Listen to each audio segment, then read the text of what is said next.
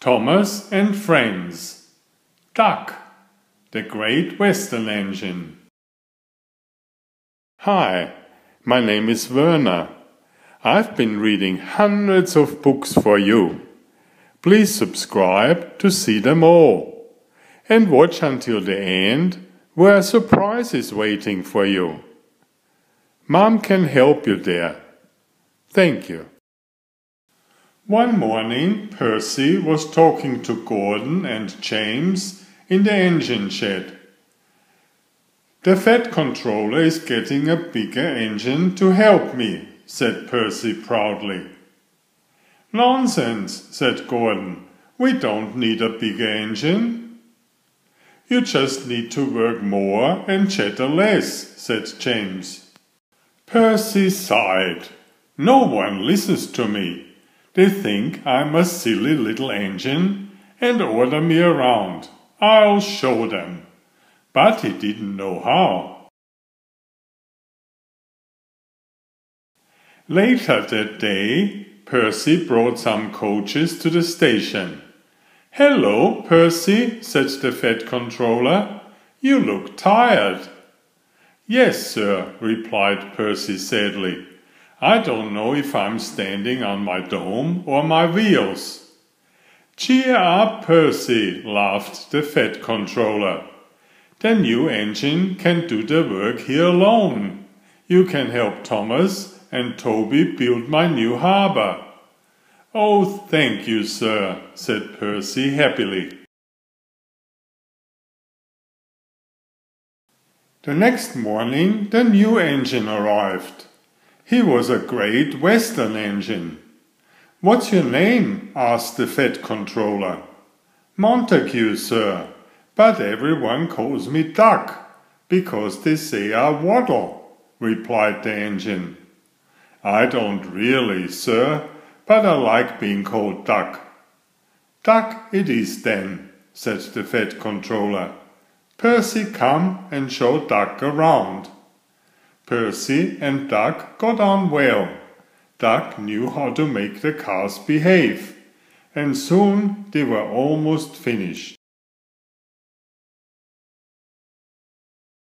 James, Gordon and Henry watched Duck quietly doing his work. "Let's have some fun," they whispered. And they wished, "Quack, quack, quack." Percy was cross, but Duck ignored them. Then the engines began to order him around. "Do they tell you to do things, Percy?" asked Duck. "Yes, they do," replied Percy sadly. "Right," said Duck. "We'll soon stop that nonsense." And he whispered something to Percy. "We'll do it tonight." That evening the fat controller was just about to go home for dinner when he heard a terrible noise.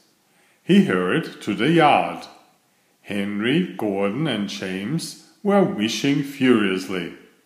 "Stop that nonsense!" bellowed the fat controller. "They won't let us in," hissed Gordon. And the fat controller realized that Duck and Percy were sitting calmly at the points outside the engine shed, refusing to move. The fat controller was very angry. "Duck, explain this behavior," he shouted. "Beg your pardon, sir," said Duck politely. "But these engines are giving us orders. Can you please inform them that we only take orders from you?"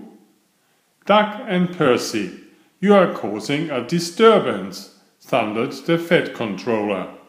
"And as for you," he said, turning to the big engines, "you made the disturbance. Duck is quite right. This is my railway and I give the orders." Henry, Gordon and James were very embarrassed. From then on, Duck worked well at the yard, and the fat controller was very pleased with him. One day Duck was resting in the engine shed when the fat controller arrived. "Would you like to have a branch line of your own?" he asked. "Yes, please, sir," Duck replied excitedly, and he took charge of his own branch line, which ran along the coast to the small railway. Duck was very proud of his branch line, but he couldn't do all the work himself, so Donald and Douglas took turns helping him. One evening he was talking to Donald. "You don't understand how much the fat controller relies on me," said Duck proudly. "I'm a great Western and—" "Quack, quack, quack," interrupted Donald. "You sound like you laid an egg. Now let an engine sleep." "Quack yourself," said Duck indignantly. The following morning, Duck spoke to his driver. "Donald says I quack as if I laid an egg," he said. "Let's play a joke on him to teach him a lesson." "I have an idea," laughed his fireman, and he whispered something to Duck and his driver. That night, when Donald was asleep, Duck's driver and fireman put something into Donald's water tank. The next morning, when Donald stopped for water, he found an unexpected passenger aboard. A little duckling popped out of his water tank. His driver and fireman could hardly believe their eyes, but Donald smiled. "I know who's behind this," he laughed, and Donald told them what had happened in the shed. The duckling was tame. She shared the driver and fireman's sandwiches and rode in the tender. But as the day went on, she grew tired of traveling and hopped off at a station, where she stayed. Before they reached home, Donald and his driver and fireman made a plan. That night they were very busy, and when Duck's crew arrived in the morning, they made a surprise discovery. "Look, Duck," they laughed. "There's a nest with an egg in it under your bunker." Donald opened a sleepy eye. "Well, well," he exclaimed, "you must have laid it in the night." Duck laughed. "You win, Donald.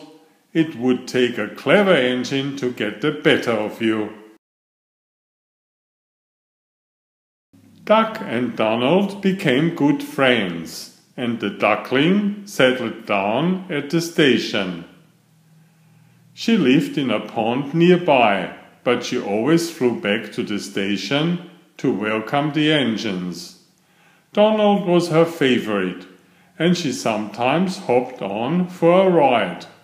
The station master called her Dilly, but to everyone else she was always Donald's duck. The end. Please subscribe if you haven't already. Thank you. Enjoy my new series Oliver and Jumpy. 19 video books with about 500 pictures. There's text, but I also read it aloud for the younger children. I have written 65 stories and had them illustrated at great cost for your children's fun. Oliver is an elegant tomcat and Jumpy is his lady friend.